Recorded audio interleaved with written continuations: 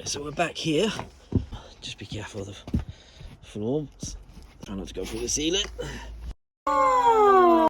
Placing some spark electrodes. So I'll walk you through how we do it.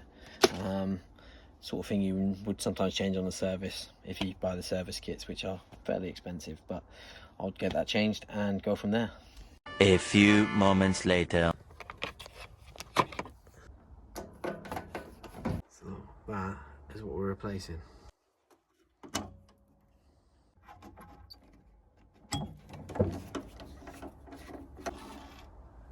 So you can see that's what it looks like. That's what it's supposed to look like.